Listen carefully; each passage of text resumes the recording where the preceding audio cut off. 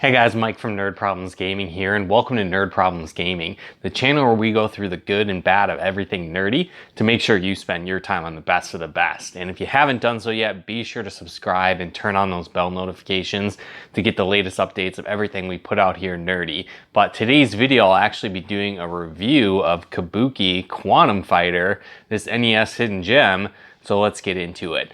So first thing, when I saw this game, I've actually had it for a while.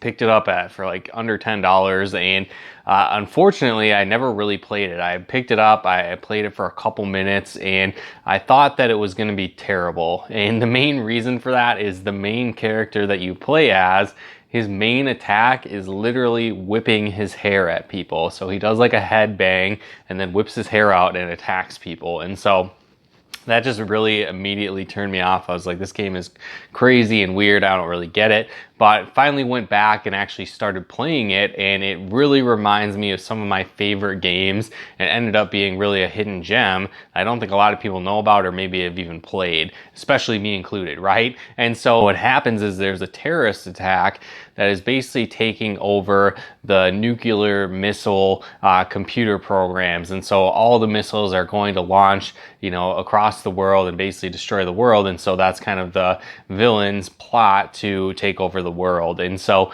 your job is actually to go in and stop this threat.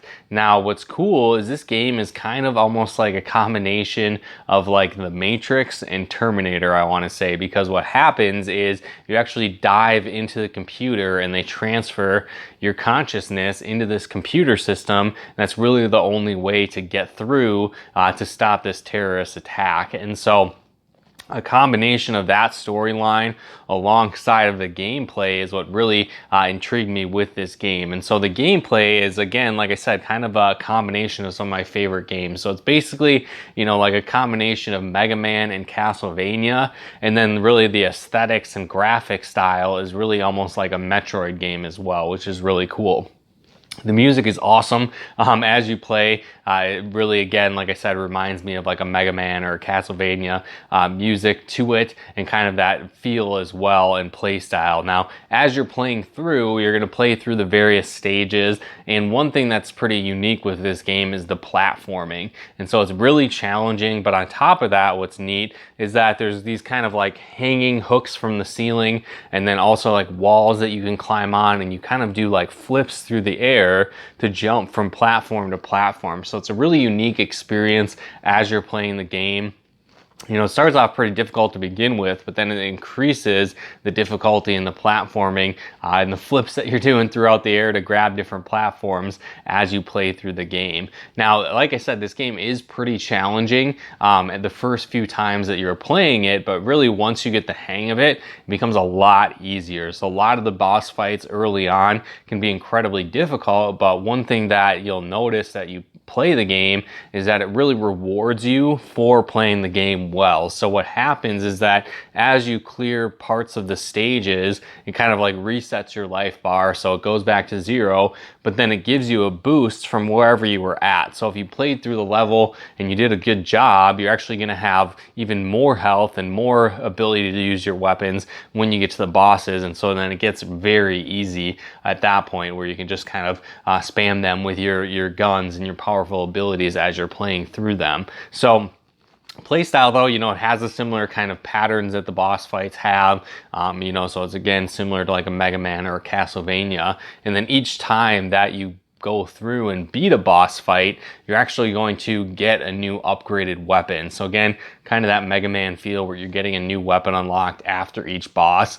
Now, they don't have weak points necessarily, like a Mega Man game, for example, where it's kind of a rock, paper, scissors, but they have different, patterns and jump styles and attacks. And so based on the boss that you're fighting, if you have a specific weapon, it makes it a lot easier. And so all of your weapons, you can kind of cycle between them, enhancements to your gun, and it just uses the same weapon energy bar as you play. But like I said, the first few times you're playing it, it's really crazy, it's really hard. But after you play through levels, kind of realize the patterns, get the jumping down, you'll be able to get to the end with relatively high amount of health, and then it just replenishes even more.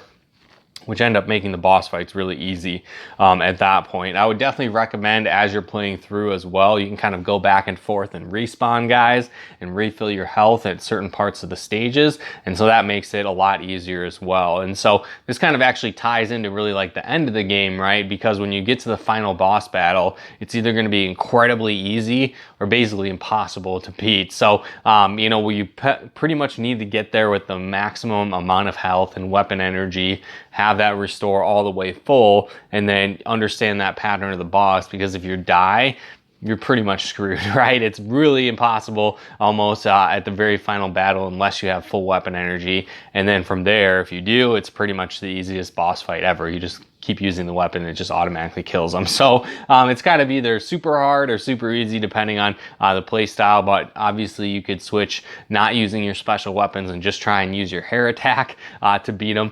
That's certainly an option as well too. But now the downside of this game is once you get the hang of it, it's a pretty quick beat. I beat it a couple times. It only took like 30 minutes, 45 minutes tops as you're playing, once you get the patterns down and learn the bosses. And if you get a good playthrough where you have a lot of energy, you can basically beat it pretty quickly. But there's like 6 levels in the game, and then again, it's not like a Mega Man game where you can pick and choose your own levels. It's just kind of that linear path that you play through. But overall, it's a really fun game. It's a cool concept where you're flipping, you know, through the walls, and then again, like I said, kind of that combination of like Terminator and the Matrix with that Mega Man Castlevania gameplay.